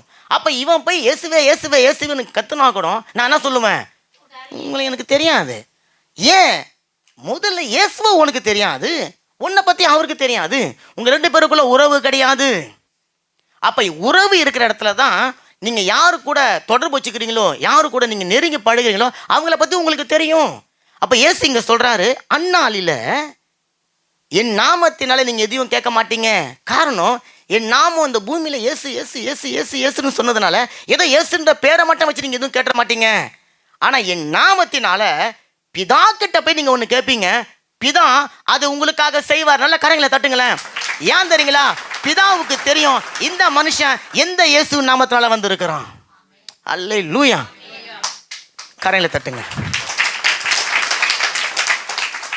இப்போ 2வது பாருங்களேன், யோவான் 14:14 சொல்றாரு, என் நாமத்தினாலே சொல்லிட்டாரா? இப்போ இயேசு சொல்றாரு, என் நாமத்தினாலே நீங்கள் எதை கேட்டாலும் நான் உங்களுக்கு செய்வேன். அது யோவான் 16:23 என் நாமத்தினால நீங்கள் எதையும் கேட்க மாட்டீங்க, அல்லது என் நாமத்தினால என்கிட்ட கேட்க மாட்டீங்க, பிதா கிட்ட கேட்பீங்க அப்படின்னு சொன்னால் என்ன புரிஞ்சுக்கிறீங்க? ஏன்னா இதை நீங்கள் புரிஞ்சாதான் ஏன் அங்கே என் நாமத்தினால எதை கேட்டாலும் நான் செய்வேன்றார், அதை தருவேன்றார், கொடுப்பேன்றார். இங்கே என் நாமத்தினால நீங்கள் எதையும் கேட்க மாட்டீங்கன்னு சொல்கிறார். அப்போ நம்ம இன்றைக்கி அதை சின்ன விளக்கம் பார்ப்போம். முதல்ல ஒரு காரியம் நம்ம தெரிஞ்சுக்கணும். இந்த 16:23 அது 14:14 2 வசனத்துக்கும் இடையில வேறுபாடு இருக்கா? ஒரு வசனத்தை 14:14 என் நாமத்தினால எதை கேட்டால் நான் உங்களுக்கு செய்வேன்றாரு. இன்னொரு வசனம் என் நாமத்தில் நீங்கள் எதுவும் கேட்க மாட்டீங்கன்னு சொல்கிறாரு. ஆனால் என் நாமத்தினால பிதா கிட்ட கேளுங்க, பிதா உங்களுக்கு செய்வேன்னு சொல்கிறாரு. இப்போ இந்த 2 வசனத்துக்கும் இடையில வேறுபாடு இருக்குதா, வித்தியாசம் இருக்குதா? நீங்கள் என்ன ஃபீல் பண்ணுறீங்க, என்ன நினைக்கிறீங்க? ஆனால் இந்த 2 வசனத்துக்கும் வேறுபாடு இல்லை. 2 வசனமும் சொல்கிற கருத்து ஒன்று தான். அதை எப்படின்னு பார்க்கலாம் பாருங்களேன். இப்போ ஆண்டவர் சொல்கிறாரு, இயேசு கிறிஸ்துனுடைய மரணம், உயிர்த்தெழுதல், அவர் பரலோகத்துக்கு சென்ற பிறகு இப்போ சீடர்கள் இயேசுக்கிட்ட போய் எதையும் கேட்க வேண்டிய தேவை கிடையாது. காரணம், இயேசு என்ற அந்த ஆள் தத்துவம், இயேசு என்கின்ற அந்த நபர் அவங்க கூட இல்லை. இப்போ இயேசு கிட்ட போய் இயேசு என்ற நாமத்தை சொல்லி எதுவும் கேட்க முடியாது. இப்போ அவங்க பிதா கிட்ட நேரடியாக நுழையக்கூடிய ஒரு அதிகாரத்தை இயேசு கிறிஸ்து மூலமாக பெற்றுக்கொண்டாங்க. இப்போ இவங்க பிதா கிட்ட நேரடியாக போய் தங்களுடைய தேவைகளை சொல்லி கேட்க முடியும். காரணம், பழைய ஏற்பாட்டில் பிதாவின் இடத்துல எந்த ஒரு மனுஷனும் நேரடியாக போய்விட முடியாது. பிதா அழைத்தால் ஒழிய பிரதான ஆசாரியன்னு வருஷத்துக்கு ஒரு முறை தான் போய் தேவனுடைய மகா பரிசுத்த ஸ்தலத்துக்குள்ளே போய் தேவனுடைய காரியங்களை பெற்றுக்கொண்டு வர முடியும். அப்போ இஸ்ரவேல் ஜனங்கள் பழைய ஏற்பாட்டில் அவங்க தேவனிடத்தில் போய் ஏதாவது ஒன்று சொல்லணும் அப்படின்னு சொன்னால் ஆசாரியன் மூலமாகத்தான் தேவனிடத்தில் போக முடியும். ஆனால் கர்த்தராகிய இயேசு கிறிஸ்து இந்த பூமிக்கு வந்தபோது அந்த பிதாவாகிய தேவனுக்கும் மனுஷனுக்கும் இடையில தொடர்பை உண்டு பண்ணக்கூடிய காரியம் தடையாக இருந்தது பாருங்க. அந்த தடையை, அந்த மதில் சுவரை தம்முடைய மரணத்தினால உடைத்து போட்டார். நல்ல காரியங்களை தட்டி இருக்கணுமே. 2வது, பிதாவுக்கும் மனுஷனுக்கும் இதில் திரை சிலையை போட்டு மூடி வைத்திருந்த அந்த திரை சிலையை அவர் கிழிச்சு போட்டுட்டாரு. பிதாவை பாவத்தினால ஒரு மனுஷன் பார்க்கவே முடியாது என்கின்ற அக்ரிமெண்ட்டை நடுவில் இல்லாதபடிக்கு அதை கிழித்து அதே சிலுவையில் ஆணி அடித்து கல்வாரி சிலுவை கர்த்தராகிய இயேசு கிறிஸ்து வெற்றி சிறந்தபடினால இனி நீங்களும் நானும் பிதாவினை நேரடியாக சந்தித்து பிதாவின் இடத்துல நேரடியாக நீங்கள் காரியங்களை கேட்க முடியும் என்கின்ற அதிகாரத்தை அவர் உங்களுக்கு கொடுத்துருக்கிற. நல்ல காரியங்களை தட்டுங்களேன். ஏன் தெரியுங்களா? அன்னைக்கு ஆசாரியன் மூலமாக தான் ஒரு மனுஷன் போக முடியும். இன்னைக்கு உங்களுக்காக எனக்காக ஒரே தரம் பலியாக ஒப்பு கொடுத்த பிரதான ஆசாரியர் இன்றைக்காக நமக்காக அவர் இருக்கிறபடினால நீங்கள் இயேசுனுடைய பேரை சொல்லி கொண்டு பூமியில் உட்கார்ந்துருக்க தேவையில்ல, நேரடி தேவனுடைய பிரசனத்துக்குள்ள நுழைய முடியும். நல்லா தரங்க. இப்போ பழைய ஏற்பாட்டில் பிதாவின் இடத்துல போய் ஒரு மனுஷன் எந்த விதமான உதவியும் கேட்க முடியாது, நேரடி தேவனுடைய பிரசனத்துக்குள்ளே போக முடியாது. காரணம், அங்கே ஒரு தடுப்பு இருந்தது. அந்த தடுப்பை மீறி நம்ம போக முடியாது. அதுக்கு நிறைய காரியங்கள் இருக்குது. அதை நீங்கள் செஞ்சால் கூட நீங்கள் பிரதான ஆசாரியனாக இருக்கணும். ஆனால் இயேசு கிறிஸ்து நமக்காக பிரதான ஆசாரியராக வந்துட்டு அவர் எல்லாத்தையும் செஞ்சு முடிச்சுட்டு இப்போ அவர் மட்டும் பிதாவினுடைய டைரக்ட் பிரசனத்துக்குள்ளே போகலை. மாறா அவர் எடுத்தார்ல ஜெயம், அவர் எடுத்தார்ல வெற்றி, அவர் எடுத்தார்ல வழி, அதை அப்படியே தூக்கி அவருடைய பிள்ளைகளா இருக்கிற உங்கள் மேல என் மேல வச்சிருக்கிறபடினால இனி நீங்களும் நானும் நேரடியா பிதாவுனுடைய பிரசனத்துக்குள்ள போய் உங்களுக்கு தேவையானதை பெற்றுக்கொள்ள முடியும். அப்ப இயேசு சொல்றாரு, என் நாமத்தினால நீங்க ஒன்றையும் கேட்க தேவையில்ல, அதாவது கேட்க மாட்டீங்க, கேட்க தேவையில்லைன்னு சொல்ல, கேட்க மாட்டீங்க. என் நாமத்தினால பிதா கிட்ட கேட்பீங்க, பிதா உங்களுக்காக செய்வார். நல்ல காரியங்களை தட்டுங்களேன். இது எங்கத்தம்மா நடக்குது? இது ஜெபத்தில் நடக்குது. ஜெபத்தில் பிதாவே இயேசு கிறிஸ்துவின் நாமத்தினால நான் வரேன்னு சொன்ன உடனே பரலோகம் திறந்துருது. தேவனுடைய கண்களில் உங்களுடைய முகம், உங்களை பற்றி காரியங்கள் தெரிய வந்து விட்டது. இது ஜெபத்தில். இப்போ நீங்கள் ஜெபிச்சிட்டீங்க, பிதா கிட்ட போய் ஜெபிச்சிட்டீங்க, பதிலை பெற்றுக்கொள்ள போறீங்க. ஆண்டவர் சொல்றாரு, என் நாமத்தினாலே எதை கேட்டாலும் அதை நான் செய்வேன், தருவேன். கரங்களை தட்டுங்க. இப்போ எனக்கு ஒரு வியாதி சுகமாகணும், பிதாவின் நாமத்தினால வியாதியை போவாது. பரிசுத்த ஆவியானவர் நாமத்தினால பிசாசே போவாது. ஆனா ஆண்டவர் சொல்ற, என் நாமத்தினால இயேசு கிறிஸ்துங்கிற நாமத்தை சொல்லும்போது அந்த பிசாசு விலகி ஓடுகிறது தெரியுங்களா? காரணம், இயேசு கிறிஸ்து மட்டும்தான் பிசாசின் தலையை நசுக்க அதிகாரம் பெற்றவர். கரங்களை தட்டுங்களேன். அப்ப இயேசு சொல்றாரு, என் நாமத்தினால நீ சொல்லுவ, நான் அதை உனக்கு செய்வேன். இந்த யோவான் 14:14 உங்களுக்கும் எனக்கும் கொடுத்திருக்கிற அதிகாரம். யோவான் 16:23 உங்களுக்கும் பிதாவுக்கும் இடையில இருக்கிற உறவு. அப்ப இங்க ஒழுங்கு பண்ணாதான் இங்க நடக்கும். நிறைய பேர் 16:23 விட்டுருவாங்க. ஜப ரூமில் போய் இயேசுவின் நாமத்தினால அப்படின்னு சொல்லிட்டு பிதா கிட்ட கேட்காம வெறும் 14:14 மட்டும் வச்சுன்னு பேசின்னு இருப்பாங்க. இயேசுவின் நாமத்தினால, இயேசுவின் நாமத்தினால, இயேசுவின் நாமத்தினாலே. இயேசு கேட்பாரு, அப்பா நீ எந்த இயேசு நாமத்தில் வந்திருக்கிற? அல்லது பிசாசே கேட்கும், எந்த இயேசு நாமத்தில் வந்திருக்கிற? ஆண்டவர் சொல்றாரு, இப்போ இயேசுவின் நாமத்தினால இந்த பிசாசை நான் கட்டுறேன் அப்படின்னு சொல்லும்போது நீங்களா கட்டுறீங்க? நானா கட்டுறேன்? அப்போ யார் கட்டுறதுங்க? இயேசு கட்டுறாருங்க. நீ பூமியில எதை கட்டுறியோ நான் என்ன பண்றேன்? மேல கட்டுறேன். நீ எதை கட்ட விழுக்கிறியோ நான் கட்ட விழுக்கிறேன். இது உங்களுக்கு எனக்கும் கொடுக்கப்பட்டிருக்கிற பிரதானமான ஒரு அதிகாரம். ஆண்டவர் சொல்றார், என் நாமத்தினால நீ எதை கேட்டால் நான் உனக்கு தருவேன். ஆனா அதுக்கு முன்னாடி ஜெப ரூம்ல போய் என் நாமத்தினால பிதா கிட்ட முதல்ல கேட்டுட்டு வா. ஏன் தெரியுங்களா? எந்த ஒரு காரியமா இருந்தாலும், எந்த ஒரு நன்மையா இருந்தாலும், எந்த ஒரு ஆசீர்வாதமாக இருந்தாலும் ஜோதிகளின் பிதாவாகிய தேவனிடத்திலிருந்து அது உங்களுக்கு உருவாகி இயேசு கிறிஸ்துவின் மூலமாகத்தான் உங்ககிட்ட வருகிறது. கரங்களை நல்லா தட்டுங்களேன். இப்ப நிறைய பேர் பண்ற தப்பு என்ன தெரியுங்களா? 1 மணி நேரம் ஜெபிச்சுட்டு இயேசு பேசுவாங்க. பாத்துக்கிறீங்களா என்ன சொல்றாங்க? இப்ப அவரு உங்களுக்கு புரியுது, பிசாசுக்கு புரியணுமே. அப்போ ஒரு கடிதம் எழுதிட்டீங்க, நல்லா வரி வரியா விளக்கமா ஒரு கடிதம் எழுதி நல்லா ஸ்டாம்ப்லாம் ஒட்டி ஃப்ரம் அட்ரஸ் எல்லாம் போட்டுட்டீங்க. டூ அட்ரஸ் போட மறந்துட்டீங்க, கொண்டு போய் போத்தலத்தில் போட்டுட்டீங்க. நைட்டு வந்து தூங்குறீங்க, திடீர்னு ஞாபகம் வருது, ஐயோ நான் வந்து டூ அட்ரஸ் போடவே இல்லை அப்படின்னு சொல்லி யோசிக்கிறீங்க. அந்த லெட்டர் போகும்னு நினைக்கிறீங்க. 100 வருஷம் ஆனால் கூட போகாது. ஒருவேளை உங்களுக்கு திரும்பி வரும், சம்மந்தப்பட்ட நபருக்கு போகும். ஏன்னா யாருக்குன்னு தெரியல. இப்போ நிறைய பேருடைய ஜபம் இப்படி தான் இருக்குது. நல்ல இது வேணும், அது வேணும், அப்படியாக்கும், இப்படியாக்கும், அதை செய்யுங்க, இதை செய்யுங்க, இதை வெட்டுறேன், அதை குத்துறேன், இதை நிமித்துறேன், அதை எடுத்து வைக்கிறேன், இதை பக்கத்தில் சாட்சி வைக்கிறேன் சொல்லிட்டு ஆமீன். இப்போ பிதா நல்லா கேட்பாரு, ஓ என் புள்ள நல்லா ஜபிக்குதுப்பா, ஏதோ ஜபிச்சுன்னு இருக்குது. இவங்க வந்து ஏதோ ஆகணுன்னு பிதாவுக்கு எப்படின்னு ஆகிட்டு இருக்கும். ஓ இது வந்து அட்ரஸ் எழுதாத ஓ லெட்ரு தூக்கி புப்பில் வை இல்லை. அப்போ நல்லா கவனிச்சுக்கோங்க, நீங்கள் எவ்வளோ ஜெபிக்கிறீங்க என்பது முக்கியம் கிடையாதுங்க. ஜபத்தை முடிக்கும் பொழுது யார் பேரில் முடிக்கிறீங்க அதுதான் முக்கியம். நீங்கள் ஜபத்தில் எதை வேணும் சொல்லுங்கள், தத்துக்கா புத்துக்கான்னு சொல்லுங்கள், வளருங்க, உங்களுக்கு தெரியாத கூட பேசுங்க, எதையாவது சொல்லிட்டு போங்க. ஆனால் முடிக்கும் போது இயேசுவின் நாமத்தில் ஜெபிக்கிறோம் நல்ல பிதாவே ஆமேன்னு முடிக்காட்டினா கூட உங்கள் ஜபத்துக்கு பதில் கிடைக்காது. ஏன்னா ஆமேன்னாசா பிதாட்ட சொல்கிறீங்க, பிதாவே இயேசுவின் நாமத்தில் நான் ஜெபிக்கிறேன், அப்படி ஆகட்டும். உடனே ஆண்டவர் சொல்லுவார் ஆமேன். அப்போ இனிமேல் ஜெபிக்கும் போது இந்த வார்த்தை தான் முக்கியம். நீங்கள் ஜபத்தில் உங்களுக்கு நீங்கள் கேட்கறதுக்கு முன்னே அவர் கொடுக்க போகிறார். அப்போ பிதாவே. அப்போ சரி, இப்போ நிறைய பேர் டைரெக்டாக இயேசுக்கிட்ட ஜெபிக்கிறோம், சிலர் இயேசுவே அப்படின்னு சொல்கிறோம் இல்லைங்களா? அந்த ஜபம் தப்பு. ஏன்னு கேட்டிங்கன்னா ஜபம் பிதாவை நோக்கி தான் இருக்கணும், இயேசு கிறிஸ்துவின் மூலமாக இருக்கணும். ஏன் அப்படின்னு சொன்னால் பிதாவை விட இயேசு ஒரு ஸ்டெப்பு கீழே இருக்கிறாருன்னு அர்த்தமா? இல்லை. ஏன்னா அந்த பிதாவுக்கும் இந்த பாவமான மனுஷனுக்கும் இடையில உறவு பாலமா ஒரு மத்தியஸ்தரா இயேசு தாங்க வந்தார். அப்போ அந்த இயேசு மூலமாக தான் பிதாவிடத்தில் ஒருத்தன் போக முடியும். இயேசு இல்லாமல் பிதா கிட்ட ஒருத்தவனும் போக முடியாது. அப்போ ஒரு மனுஷன் பிதா கிட்ட நேரடியாக போக முடியும். அதை நேரடியாக போய் ஜெபிக்கிற அதிகாரத்தை கொடுத்துருக்கிறாரு. ஆனால் இயேசு இல்லாமல், அதனால தான் சொல்கிறாரு பாருங்க, இயேசுவின் நாமத்தினால பிதா கிட்ட போய் கேட்கணும்னு சொல்கிறாரு. அப்போ அங்கேயும் இயேசு நாம தான் பிதாவுக்கும் உங்களுக்கும் இடையில உறவை உண்டு பண்ணுது. இப்போ பரலோகம் கற்பனை பண்ணுங்க, பரலோகம் மூடி இருக்கு, நீங்கள் பூமியில் நின்றுக்கிறீங்க. அப்போ மூடி இருக்கிற பாதையே பார்த்து நிற்கிறீங்க, எப்படா திறக்கும் எப்படா திறக்கும் எப்படா திறக்கும். அப்போ ஆண்டவர் சொல்கிறாரு, இயேசுவின் நாமத்தினால் என்னென்ன பரலோகம் டம்முன்னு திறந்துருது. இதான் கற்பனை பண்ணிக்கோங்க. அப்போ பிதாவே இயேசுவின் நாமத்தில் நான் வருகிறேன், பிதாவே இயேசுவின் நாமத்தினால உங்களுடைய சமூகத்துக்குள்ளே நான் நுழையிறேன், இயேசுவின் நாமத்தினால பிதாவே நான் இதை கேட்குறேன்னு சொன்ன உடனே பரலோகம் திறக்கப்பட்டு தேவனுடைய வார்த்தை உங்களுக்கும் எனக்கும் உண்டாகுகிறது. கரங்களை நல்லா தட்டுங்களேன்.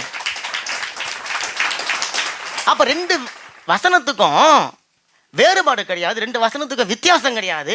2 வசனமும் சொல்கிற ஒரே காரியம், ஒன்று அதிகாரம், இன்னொன்று உறவு.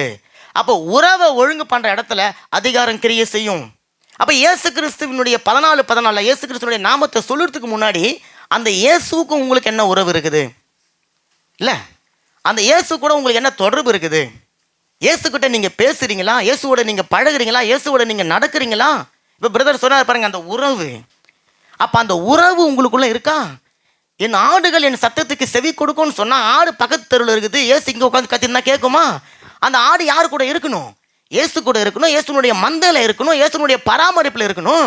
இப்போ இயேசு அந்த ஆடுகள் பேர் சொல்லி கூப்பிட்றாரு, உய் டேடி எஸ் டேடின்னு சொல்லிட்டு அந்த ஆடுங்க நுழையுது. இயேசு கிறிஸ்து நல்ல வாசல் வழியாக பிரவேசிக்கிறார், உள்ளும் புறமும் அவங்களுக்கு மேய்ச்சல் கண்டடைய படிக்க எல்லா காரியங்களும் செய்கிறாரு. அப்படின்னு சொன்னால் அந்த இயேசு கிறிஸ்து உங்களோடு கூட உறவு கொள்ள அவர் விரும்புகிறாரு. ஆனால் இப்போ நீங்கள் யாரோடு கூட தொடர்பில் இருக்கிறீங்க? யாரை நீங்கள் முக்கியத்துவம் வச்சு கொண்டு இருக்கிறீங்க? அப்போ ஜெபத்தில் இந்த அதிகாரத்தை நீங்கள் பயன்படுத்துகிறீங்களா? அப்படி இந்த அதிகாரத்தை பயன்படுத்தும் போது தான் பரலோகம் திறக்கும், பாதாளமும் மூடும். பாருங்கள், உலகத்தில் எந்த நாமத்தை நீங்கள் சொன்னாலும் அற்புதம் நடக்காது. யாருடைய நாமத்தை சொல்லணும்? கர்த்தராகிய இயேசு கிறிஸ்துனுடைய நாமத்தை நீங்களும் நானும் சொல்ல கற்றுக்கொள்ளும் போது தான் அந்த நாமத்தினால உண்டாகக்கூடிய ஆசீர்வாதத்தை பெற்றுக்கொள்ள முடியும். ஹல்லேலூயா. அப்போ ஒரு வியாதிக்காக நீங்கள் போகிறீங்க, பிதாவின் நாமத்தினால இந்த வியாதியை நீ சுகமாகுன்னு ஆகாது. காரணம், அந்த அதிகாரத்தை பிதா இயேசுவுக்கு மட்டும்தான் கொடுத்துருக்கிறார். அந்த இயேசுவினுடைய வல்லமையும் அவர் என்னுடைய வியாதியை சுகமாக்க அவரால் முடியும்னு சொல்லி நீங்கள் நம்பி விசுவாசித்து தைரியமாக அதிகாரத்தோடு அந்த நாமத்தை பயன்படுத்தும் போது தான் அந்த நாமக்காரனர், அந்த நாமத்துக்கு உரியவர் உங்களுடைய ஜெபத்துக்கு ஆமென் என்று சொல்லி பதில் தருகிறவராக இருக்கிறார். அல்லேலூயா. இப்போ ஆண்டவர் சொல்கிறார், இதை ஒரு கட்டளையாக சொல்கிறாரு. இப்போது வியாதியை பார்த்து நீங்கள் பேசி நிற்க முடியாது. வியாதியை பார்த்து என்ன செய்யணும்? கட்டளை கொடுக்கணும். தேவனை யாரும் கட்டளை கொடுக்க முடியாது, இயேசுக்கு கட்டளை கொடுத்து செஞ்சு விட முடியாது. ஆண்டவர் சொல்கிறார், நீ கட்டளை கொடுன்றார். உங்களுக்கு அந்த அதிகாரத்தை கொடுத்துருக்குற. அப்போ இயேசுவை நீங்கள் கட்டளை கொடுக்கலைங்க. இயேசுவே அந்த வியாதியை சுகமாக்க நான் உனக்கு கட்டளை கொடுக்குறேன். இயேசுக்கெல்லாம் நீங்கள் கட்டளை கொடுத்துட முடியாது. ஆமென். அவர் சொல்கிறார், வியாதிக்கு நீ கட்டளை கொடு, அந்த வியாதியை அந்த சரீரத்திலேருந்து நான் எடுத்து போடுவேன். நல்ல கரங்களை தட்டுங்களேன். இந்த அதிகாரம் உங்களுக்கு எனக்கும் தெரியணும்.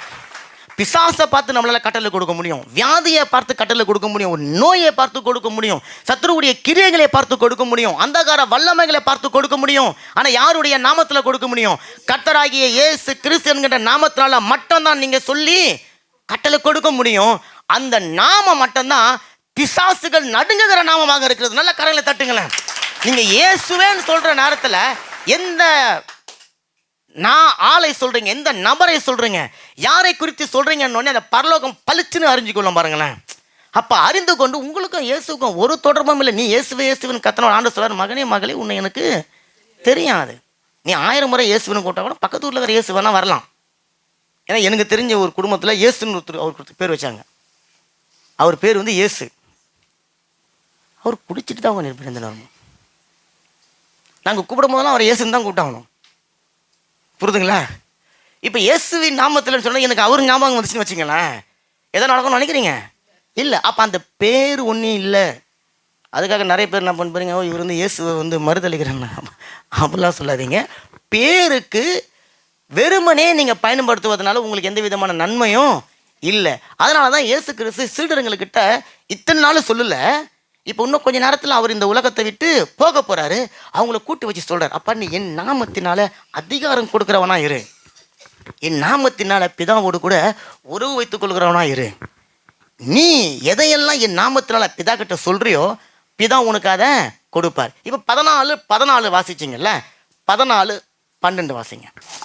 மெய்யாகவே மெய்யாகவே நான் உங்களுக்கு சொல்லுகிறேன், நான் என் பிதாவினிடத்தில் போகிறபடியினால் என்னை விசுவாசிக்கிறவன் நான் செய்கிற கிரியைகளை தானும் செய்வான், இவைகளை பார்க்கிலும் பெரிய கிரியைகளை செய்வான். இப்போ ஆண்டவர் ஒரு பெரிய அதிகாரத்தை உங்களுக்கும் எனக்கும் கொடுக்கறதுக்கான நோக்கம் என்ன தெரியுங்களா? முதல்ல இயேசு செஞ்ச காரியத்தை நீங்க செய்ய போறீங்க. ஆமென். ரெண்டாவது, இயேசு செஞ்சதை விட நீங்க பெரிய காரியங்களை செய்ய போறீங்க. ஆமென். அதுக்கு சாதாரண ஒரு அதிகாரம் உங்களுக்கு போதாது, வானளாவிய ஒரு பெரிய அதிகாரம் உங்களுக்கு வேணும். அந்த அதிகாரம் இயேசு கிறிஸ்து என்கின்ற உன்னதமான தேவனுடைய நாமத்திற்கு மாத்திரமே இருக்கிறது. கரங்களை தட்டுங்க நல்லா. அப்ப அந்த பெரிய காரியத்தை, அந்த மேலான காரியத்தை, வல்லமையான காரியத்தை நீங்க செய்யணும்னு சொன்னா என்னுடைய நாமத்தை நீ தரித்து கொள்ளணும், என்னுடைய நாமத்தை நீ அறிந்திருக்கணும், என்னுடைய நாமத்தில அதிகாரத்தோடு செலுத்தி நீ வல்லமையை பெற்றுக்கொள்ள முடியும். 13 வாசிங்க அப்படியே. நீங்கள் என் நாமத்தினாலே எதை கேட்பீர்களோ குமாரனில் பிதா மகிமைப்படும்படியாக அதை செய்வேன். நல்லா கவனிங்க. 14 என் நாமத்தினாலே எதை கேட்டாலும் உங்களுக்கு தருவேன். 16-23 என் நாமத்தினால கேட்க மாட்டீங்க, என் நாமத்தினால பிதா கிட்ட கேட்டிங்கன்னா பிதா உங்களுக்கு செய்வார். இப்போ இந்த 14-13 எக்ஸ்ட்ரா ஒரு வார்த்தையை சேர்த்திருப்பார். அதை கவனிக்க மறுபடியும் படிங்க. நீங்கள் என் நாமத்தினாலே எதை கேட்பீர்களோ. இது 14 பாதி. என் நாமத்தினாலே நீங்க எதை கேட்கிறீர்களோ 14 பாதி வசனத்துல படிங்க. குமாரனில் பிதா மகிமைப்படும்படியாக அதை செய்வேன். போதும். இப்போ பிதா ஆமா உங்களுக்கு உதவி செய்ய போறாருங்க, உங்க ஜெபத்துக்கு பதில் கொடுக்க போறாரு. பிதா மகிமை அடைவது மாத்திரமல்ல, இங்க உங்களுடைய ஜெபத்திற்கு பதில் கொடுக்க போறதுனால குமாரனும் மகிமை அடைய போகிறார். ஆமென். ஏன் குமாரன் மகிமை அடைய போகிறாருன்னு சொன்னா 14 நீங்க வாசிச்சிருக்கிறீங்க, அந்த அதிகாரத்தை நீங்க பயன்படுத்துறீங்க. பிதா கிட்ட போய் நான் உம்முடைய குமாரனாகிய இயேசு கிறிஸ்துவின் நாமத்தினால நான் வருகிறேன்னு சொன்ன மாத்திரத்துல பிதாவாகிய தேவன் இன்னும் உன்னை நான் மகிமைப்படுத்துவேன்னு சொல்லி இயேசுக்கு சொன்னது போலவே ஒவ்வொரு முறையும் அவர் இயேசுவை மகிமைப்படுத்தி மகிமைப்படுத்தி மகிமைப்படுத்தி கொண்டே இருக்கிறார். உங்களுக்கான பதில்களை அவர் கொடுத்து கொண்டே இருக்கிறார். அதனாலதான் இயேசு சொல்றாரு, குமாரன்ல பிதா மகிமை அடையக்கூடிய காலம் இப்ப புரியுதுங்களா? அப்ப நீங்க ஜெபிக்க போகும்போது நம்ம ஏற்கனவே பல ஆண்டு காலமா இயேசு நாமத்தில் நல்ல பேர். ஆமென். இப்போ பிதாவே நல்லா ஜெபிக்கும் போது நல்லா உணர்ச்சிகரமா ஜெபிப்போம், நல்லா ஆரம்பிப்போம், பிதாவேன்னு சொல்லி ஆரம்பிப்போம். ஆனா முடிக்கும் போது அந்த சவுண்டு குறைஞ்சிரும். ஆனா அந்த சவுண்டு குறையிறது தான் பிசாசுக்கு நல்ல வெண்கல சத்தம் மாதிரி கேட்கும். ஆஹா, இந்த அம்மா ஜெபிக்கும் போது சரியான பேரை சொல்லல, செக்கில் ஒரு பேரை தப்பாக எழுதிட்டாலே ஒரே ஒரு ஸ்பெல்லிங் தப்பாக பாடலே செக் என்ன ஆகிடுங்க. ஆமாம், அதே மாதிரி பிசாசு பார்ப்பான் நல்லா. ஆமாம், நீங்கள் ஜெபிக்கிறதெல்லாம் அவன் கேட்க மாட்டான். நீங்கள் பிதாவே என்னன்னு ஓஹோ பரலோகம் திறந்துருச்சு, நல்ல விஷயம், இந்த அம்மா ஜெபிக்கிறாங்க, ஓகே ஜெபிச்சுனே இருந்தேன்னு கட்சா வந்து இயேசுன்ற பேரை கூட சொல்லாமல் விட்டதுனால அவன் என்ன பண்ண, ஓஹோ இந்த ஜெபம் தள்ளுபடி ஆகமத்தில் போயிடும். அப்போ நல்லா யோசிச்சிங்க சகோதரனே சகோதரியே, ஜெபத்தை முடிக்கும் போது நல்லா டைம் எடுத்து நல்ல தெளிவாக இயேசுவின் நாமத்தில் ஜெபிக்கிறோம், நல்ல பிதாவே ஆமென்னு சொல்லி ஜெபத்தை முடிக்கணும். ஏன்னா அந்த இயேசுவின் நாமத்தினுடைய அதிகாரம் ஒருவேளை உங்களுக்கு தெரியாமல் இருந்தாலும் 2 பேருக்கு நிச்சயமாக தெரியும் அந்த அதிகாரம். ஒன்று ஆமாம், 2வது பரலோகத்துக்கே அந்த நாமத்தினுடைய மேன்மை தெரியும் பாருங்களேன். ஏன்னா இயேசு கிறிஸ்து கல்வாரி சிலுவையில் எடுத்த வெற்றி இயேசு கிறிஸ்துனுடைய வெற்றி கிடையாதுங்க, அது பரலோகத்தினுடைய வெற்றி. அந்த பரலோகத்துக்கே ஒரு பெரிய வெற்றியை தேடி கொடுத்த அவரா தேவனுடைய ஒரே பேரான குமாரனுடைய நாமத்தினால நான் வரேன் அப்படின்னு சொல்லும்பொழுது பரலோகத்திலிருந்து உங்களுக்கும் எனக்கும் ஒரு ஆசீர்வாதம் உண்டாகும். அப்போ என்ன நாமத்தினாலே எதை கேட்டாலும் நான் உங்களுக்கு அதை செய்வேன், அர்த்தம் தெரிஞ்சிருச்சு. இப்போ இயேசு சொல்றாரு இன்னொரு அர்த்தம். முதல்ல என் நாமத்தினால எதை கேட்டாலும் உங்களுக்கு தருவேன். எதுக்கு தருவேன்னு சொன்னாரு? அதான் அதிகாரம், அதான் முக்கியம். என் நாமத்தினால எதை கேட்டாலும் வந்து தேவனுடைய இயேசு கிறிஸ்துனுடைய நாமத்தை பயன்படுத்தக்கூடிய அதிகாரத்தை கொடுத்துருக்கிறாரு. ரெண்டாவது, அந்த அதிகாரத்தை நீங்கள் எந்த காரியம் தேவையோ அந்த காரியத்தின் மேலே நீங்கள் செலுத்துவதற்கு தேவையான வல்லமையை உங்களுக்கு கொடுத்துட்டாரு. 14:14 இப்போது 16:23 பிதாவோடு கூட இழந்து போன அந்த உறவை நீங்கள் மறுபடியும் ஏற்படுத்தி கொள்ள, புதுப்பிச்சு கொள்ள இயேசு கிறிஸ்துவின் மூலமாக தான் நீங்கள் போக முடியும் என்பதை நீங்கள் புரிஞ்சுக்கினீங்க. இப்போ இந்த 14:14 இது அதிகாரத்தை மட்டும் உங்களுக்கு கொடுத்து அதோடு முடிச்சில்ல. 14:14 வார்த்தையினுடைய அர்த்தம் என்னன்னு சொன்னால், என் நாமத்தினாலே, என் நாமத்தினாலே அப்படின்னு சொன்னால் அவருடைய நாமத்தில் ஏதோ ஒன்று இருக்குது. எண்ணம், அதான் வல்லமை அதிகாரம் இருக்குது என் நாமத்தில் சொல்லிட்டாரு. இதை விட மேலான ஒன்று அவருடைய நாமத்தில் இருக்கிறதுனால தான் இயேசு சொல்கிறாரு, என் நாமத்தினால நீ எதை கடவுள் ஒன்று செய்வேன், நீ பிதா கிட்ட போய் என் நாமம் சொன்னாக்கா உனக்கு ஆமாம் திறக்கப்படும். என் நாமம், அந்த என் நாமம் என்றது என்ன அர்த்தம்? ஆயம். என் நாமம் சொன்னால் ஆயம், மை நேம்னு சொல்கிறேன் இங்கிலீஷில், ஆனால் ஆயம். என் நாமம்னா ஆயம். அந்த ஆயம்னா என்னதுங்க? யெகோவா. ஆயம்னா டியூ, ஆயம்னா காட், ஆயம்னா யெகோவா. அதான் ஆயம். நானே வழி, நானே ஜீவன், நானே சத்தியம், நானே அப்பம், நானே ஜீவ ஊற்று, நானே மெய்ப்பன். அந்த நானே, நான் ஆயம். அப்போ என் நாமம் என்ன, அந்த நாமத்துக்குள்ளே இருக்குது தான். அதை எடுத்து வாசிப்போம். யோவான் 10:30 நானும் பிதாவும் ஒன்றாய் இருக்கிறோம் என்றார். அப்படியே இருங்க. யோவான் 14:7 Vous connaissez aussi mon Père, et dès maintenant, vous le connaissez et vous l'avez vu. Amen. இப்போ இங்கே ஆண்டவர் சொல்கிறாரு 10:30 நானும் பிதாவும் ஒன்றாக இருக்கிறோம். இப்போ நானும் பிரதரும் ஒன்றாக இருக்கிறோங்க சபையில். நானும் பிரதரும் ஒன்றாக இருக்கிறோம். நீங்கள்லாம் ஒன்றாக இருக்கிறீங்க. அந்த ஒன்று இங்கே கிடையாது. நாங்கள் 2 பேர் ஆனால் ஒரே ஆளாக இருக்கிறோம். அப்படின்னா இதை கணவன் மனைவிக்கு சொல்லிடுவோம். இரு உடல் ஒரு ஆவி ஒரு உயிர். அப்போ அது சொல்கிறாங்க கிடையாது. அப்போ நானும் பிதாவும் ஒன்றாக இருக்கிறோன்னு அர்த்தம்னா ஆஸ் இட் இஸ்.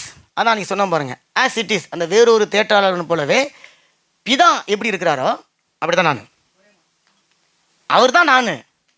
என்னன்னா 2 பேருக்கும் இப்போ பிதா என்ன வல்லமை, பிதாவுக்கு என்ன அதிகாரம், பிதாவுக்கு என்ன கனம், பிதாவுக்கு என்ன மகிமை, பிதாவுக்கு என்ன மகத்துவம், பிதாவுக்கு என்னென்னலாம் அவரால் முடியுமோ அது எல்லாம் என்னால் முடியும். அவர் தான் நான். ஒரே ஒரு வித்தியாசம் என்னன்னா, அவர் ஆவியாக இருக்கிறாரு, நான் மாம்சத்தில் வந்திருக்கிறேன். அதனால் நானும் அவரும் ஒன்றாக இருக்கிறோம் அப்படின்னு சொல்லிட்டாரு. இப்போ சொன்ன உடனே பிலிப்புக்கு பயங்கரமான ஒரு சந்தேகம் வந்துச்சு.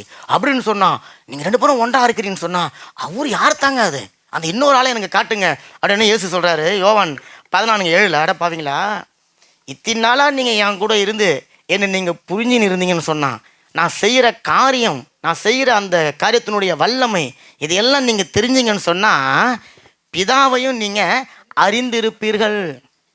இந்த அறிந்து இருக்கிறன்ற வார்த்தை, அறிந்து இருக்கிறதுன்னு சொன்னால் உணர்ந்து இருக்கிறது, உணரத்தக்க வகையில் இருக்கிறீங்க, ஆள் தத்துவமாக இருக்கிறீங்க. கண்களால் பார்த்து தொட்டு தடவி பழகி கட்டி அணைக்கக்கூடிய ரூபத்தில் நீங்கள் இருக்கிறீங்க.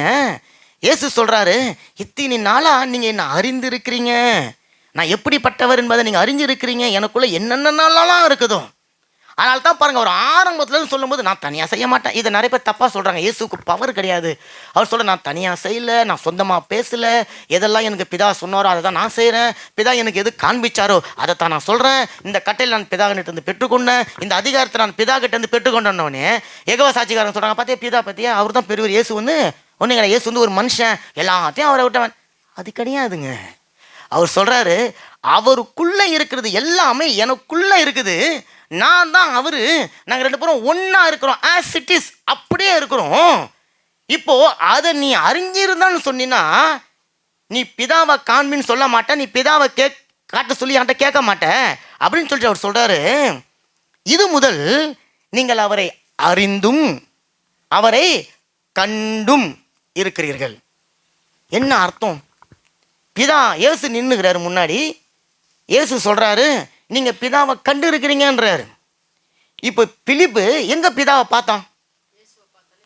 இயேசுவின் மூலமாக பிதாவை பார்க்குறான், இயேசுவை பிதாவை பார்க்குறான். ஆமீன். இப்போ இயேசு தன்னை யாரா சொல்கிறாருங்க? தேவனா சொல்கிறாரு. இயேசு தாங்க தேவன் சொல்கிறாரு. தேவனா இருக்கிற இயேசு கிறிஸ்துவாகிய என்னுடைய நாமத்தினாலே. நல்ல கரங்களை தட்டுங்களேன். அந்த நாமம் ஒரு அதிகாரத்தை கொடுக்கிற நாமம் மட்டும் கிடையாது. இயேசு என்கின்ற நாமம் தேவனுடைய நாமம்.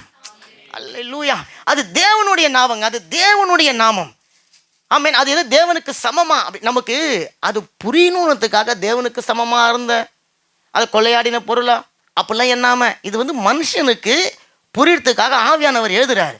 ஆனா இயேசு சொல்றாரு, நான் தான் தேவன், நான் தான் பிதா.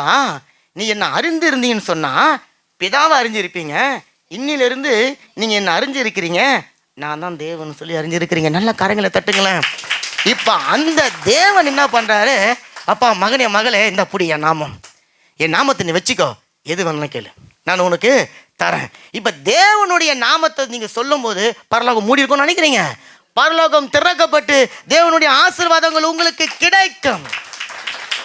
அப்ப அந்த இயேசு என்கின்ற நாமம் பிதாவாகிய தேவனுடைய நாமம், தேவனுடைய நாமம். அன்னைக்கு வெள்ளிக்கிழமை சகோதரர் சொன்னார், ஏலோயீமுடைய நாமம். நல்ல கரங்களை தட்டுங்க. ஏலோயீம்னா என்ன அர்த்தம் தெரியுங்களா? ஏலோயீம் சொன்னா எங்கும் நிறைந்திருக்கிறவர். இப்ப பிரதர் வீட்டில் ஏலோயீம் இருக்கிறாரா? ஆமா.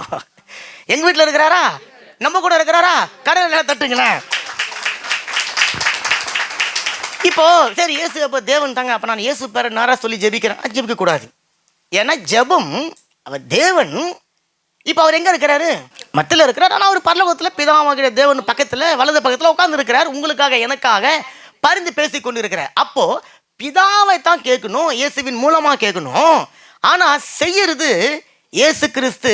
நீங்க கட்டளையிட்ட காரியத்தை செஞ்சு முடியும். இயேசுக்கு நீங்க கட்டளையிட முடியாது. நீங்க கட்டளை இடுகிற காரியத்தை இப்ப சொல்ல, இந்த பிசாசின் கிரியைகளை இயேசுவின் நாமத்தில் நான் அழிக்கிறேன், அவைகள் ஒன்றுமில்லாமல் போகட்டும், இந்த வியாதியினுடைய வல்லமை யாரையும் தொடக்கூடாதுன்னு சொன்ன உடனே இயேசு உடனே அந்த காரியத்தை செஞ்சு முடிச்சு உங்களுக்கான பதிலை அவர் பெற்றுக் கொடுக்கிறார். கரங்களை நல்லா தட்டுங்களேன். அப்ப ஜெபத்தினுடைய ஆரம்பம் அப்பா பிதாவே. ஏன்னா இழந்து போன அந்த ஆசீர்வாதத்தை இயேசு கிறிஸ்து கல்வாரி சிலுவையில் மீண்டும் கொடுத்தபடினால அப்பா கூட முதல்ல உறவு வைங்க. அதனால தான் அந்த ஜெபத்தில் கேட்கும்போது பரமண்டலங்களில் இருக்கிற எங்கள் முன்னாடி எங்கள் பிதாவே சொல்லுறதுக்கு உங்களுக்கு எனக்கு அதிகாரம் கிடையாது. அந்த அதிகாரத்தை இயேசு சிலுவையில் செஞ்சு கொடுத்து இப்போ எங்கள் அப்பா கிட்ட போகிறேன். யார் மூலியமா போகிறேன்? இயேசு என்ற எங்கள் அப்பா மூலியமா போகிறேன். தேவன்கிட்ட போகிறேன். யார் மூலியமா போகிறேன்? இயேசு என்கின்ற தேவன் மூலியமா போகிறேன். நல்ல கரைகளை தட்டி புரிஞ்சு கொள்ளுங்களேன். அப்போ இயேசுவினுடைய நாமம் ஏன் அவ்வளவு வல்லமை உள்ளதாக இருக்கிறது? இயேசுனுடைய நாமத்துக்கு மாத்திரம் ஏன் இவ்வளோ பெரிய வல்லமை? இயேசுவின் பேரை சொன்னா ஏன் பிசாசு நடுங்குது? ஏன் பாதாளம் நடுங்குது? ஏன் பரலோகம் மகிழ்கிறது? இயேசுவின் நாமத்தில் மட்டும்தான் ஒரு மனுஷன் ரட்சிப்பை பெற முடியும். ஏன்? இயேசுவின் நாமத்தில் மட்டும்தான் அற்புதங்கள் அதிசயங்கள் நடக்கும். ஏன்னு சொன்னா அந்த நாமம் தான் உங்களுக்காக எனக்காக பரலோகத்தை விட்டு பூமிக்கு இறங்கி வந்து மனுஷனா பிறந்து எல்லாவற்றையும் நேர்த்தியாய் செய்து முடித்தது. அல்லேலூயா. அப்ப இயேசு கிறிஸ்துனுடைய நாமம் வல்லமை உள்ளது. நம்முடைய ஜெபங்களுக்கு பதிலை கொடுக்கக்கூடிய ஒரே அதிகாரத்தை பெற்ற நாமம் இயேசுவின் நாமம். பரலோகத்தில் இயேசு என்ற நாமம் பலத்த அதிகாரம் உள்ளதாக செயல்படுகிறது. பிதாவினுடைய நாமம் சொல்லும் போது தேவ தூதர்கள் என்ன செய்கிறாங்களோ அதே போல இயேசுவின் நாமத்தை சொல்லும் போது தேவ தூதர்கள் வேலை செய்கிறார்கள். ஆமென். அப்ப பிதாவினுடைய அதிகாரத்துக்கு இயேசு எந்த வகையிலும் சலிச்சு போனவரும் கிடையாது, குறைவுபட்டவரும் கிடையாது. ரெண்டு பேரையும் ஒரே தராசில் வச்சு பார்க்கக்கூடிய அளவுக்கு பிதாவாகிய தேவனும் நானும் ஒன்றாக இருக்கிறோம். அல்லேலூயா. இது ஒன்றா இருக்கிறோம். as it is only one. ஆமென். அப்படின்னு அவர் சொல்றார். சரி, இப்போ அந்த நாமம் தான் நம்முடைய மீட்பின் திட்டத்தை நிறைவேற்றின நாமம். அந்த நாமம் தான் பாவத்தையும் சாபத்தையும் உங்களை விட்டு என்னை விட்டு எடுத்து போட்டு பரிசுத்தம் என்கின்ற கிஃப்டை கொடுத்த ஒரு நாமம். அந்த நாமம் தான் உலகத்தில் இருக்கிற சகல ஜனங்களும் மறுவாழ்வு அடையும்படிக்காக பெற்றுக்கொள்ளப்பட்டு பூமிக்கு இறங்கி வந்து உங்களுக்காக எனக்காக மரித்த ஒரு நாமம். அப்போ அந்த நாமத்தில் தான் இவ்வளோ அதிகாரங்களும் இருக்கிறது. ஆமென். பிலிப்பியர் நான் வாசிக்கிறேன் பாருங்க. பிலிப்பியர் 2ஆம் அதிகாரம் 9-11 சொல்லுது, ஆதலால் தேவன் எல்லாவற்றுக்கும் மேலாக. நீங்கள் வீட்டில் போயிட்டு அந்த பிலிப்பியர் 2ஆம் அதிகாரத்தை ஃபுல்லாக வாசிங்க. நான் 9-11 வாசிக்கிறேன். ஆதலால் தேவன் எல்லாவற்றுக்கும் மேலாக அவரை உயர்த்தி இயேசுவின் நாமத்தில் வானோர் பூதலத்தோர் பூமியின் கீழானோருடைய முழங்கால்கள் யாவும் முடங்கும் படிக்கும் பிதாவாகிய தேவனுக்கு மகிமையாக இயேசு கிறிஸ்து கர்த்தர் என்ற வார்த்தை எடுத்துட்டு இயேசு கிறிஸ்து தேவன் என்று சொல்லி நாவுகள் யாவும் அறிக்கை பண்ணும்படிக்கான மேலான நாமத்தை அவருக்கு தந்தால் இருக்கிறார். அவர் கர்த்தர், அவர்தான் தேவன், அவர்தான் எல்லாவற்றுக்கும் முந்தினவர். ஆமென். அப்ப பேரு முக்கியம் இல்லை. அந்த பேரை நீங்க வெறுமனே சொல்லுகிறதுனால எந்த காரியமும் நடக்காது. ஏசுன்ற பேரை கூட ஏதோ போற சில பேர் 10ஆம் வயதுல சொல்லுவாங்க, இயேசு கிறிஸ்து சொல்றதுல அப்படிலாம் சொல்லாதீங்க. அதனால உங்களான ஜெபத்திற்கான பதில்கள் உங்களுக்கு கிடைக்க, அந்த பேருக்கு பின்னால் இருக்கிற ஆள் தவத்தை நீங்கள் அறிஞ்சிக்கொள்ளுங்க. இப்போ நல்லா பண்ணீங்க. இயேசு கிறிஸ்து மரித்து பரலோகம் போயிட்டு சீடர்களுக்கு பரிசுத்த ஆவியானோட அபிஷேகத்தை ஊற்றிட்டாரு.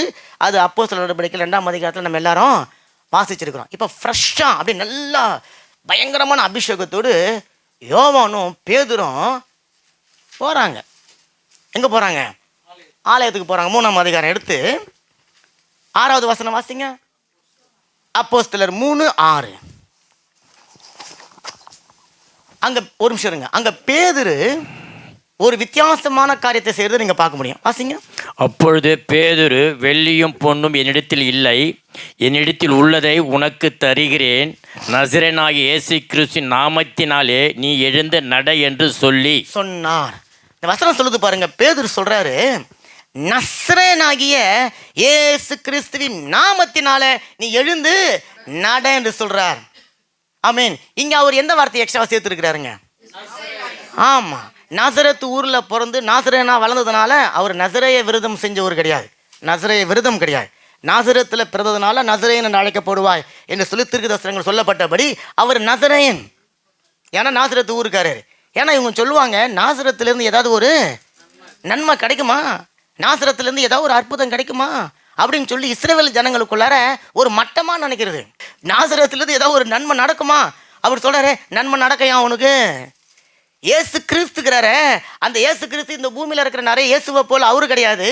நீ சொன்னியல்ல நன்மையே நடக்காதுன்னு சொன்னல ஒரு ஊரு, அந்த ஊர்ல குக்கிராமத்துல பிறந்த அந்த நசரனாகிய இயேசுவின் நாமத்தை நான் உனக்கு சொல்றேன், எழுந்து நடன்னு சொன்ன உடனே தாயின் வயிற்றுல பிறந்தது முதல் முடவனாயிருந்த மனுஷன் வசனம் சொல்லும், எழுந்தான், நின்றான், குதித்தான், நடந்தான். கைகளை தட்டுங்களேன்.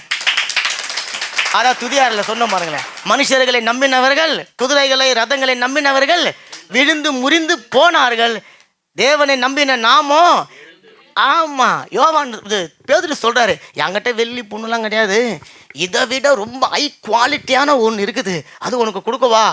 அவன் பார்த்துட்டு இருப்பான், ஓ நம்மளாம் சில்லறை காசுக்கு தான் ஆலயம் இருந்தாலும் தங்கத்தை கொடுக்க போறான் போல்துன்ட்டு. ஆமென். தங்கத்தை பார்க்கலும் மேலானவர். அல்லேலூயா. நசரனாகிய இயேசுவின் நாமம். ஆமென். அப்போ நல்லா கவனிங்க, இங்க அவர் நசரனாகிய இயேசுவின் நாமம் சொல்லுறது.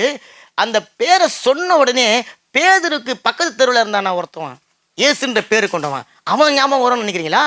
இல்ல, நசரனாகிய இயேசுன்னு சொன்ன மாத்திரத்தில் என்னுடைய வாழ்க்கையை மாற்றினவர், என்னுடைய பாவத்தை மாற்றினவர், என்னுடைய தகுதி இல்லாத என்னுடைய வாழ்க்கையை எடுத்து தகுதிப்படுத்தி பெரிய ஊழியக்காரனாக மாற்றி இருக்கிற உன்னதமான தேவனுடைய ஒரே குமாரனாகிய இயேசு கிறிஸ்து என்று சொல்லி அதை அறிந்தபடினால அவன் சொன்ன மாத்திரத்தில் அற்புதம் நடந்தது. அல்லேலூயா.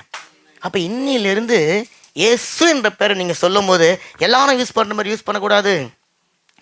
அந்த பேர்ல ஒரு வல்லம் இருக்கு, இயேசு கிறிஸ்துவின் நாமத்தினால. ஆமென். எங்க மனைவி அடிக்கடி சொல்லுவாங்க, அவங்க இயேசு கிறிஸ்துன்னு சொல்ல மாட்டாங்க, அவங்க எப்ப சொன்னாலும் கர்த்தராகிய இயேசு கிறிஸ்து. ஆமென். நல்ல கரங்களை தட்டுங்களேன். அவர் தேவன். அல்லேலூயா. அப்ப இயேசு கிறிஸ்து, நீங்க நசரேயனாகிய இயேசு கிறிஸ்து சொல்லுங்க, எப்படி வேணும் சொல்லுங்க, ஆனா நீங்க சொல்ற நபர் யார்? ஆமென். அதை நீங்க தெரிஞ்சுக்கொள்ளுங்க. ஏன் அப்படின்னு சொன்னா, அப்போஸ்தலர் நடவடிக்கைகள் 4ஆம் அதிகாரம் 12வது வசனத்தை எடுத்து வாசிங்க.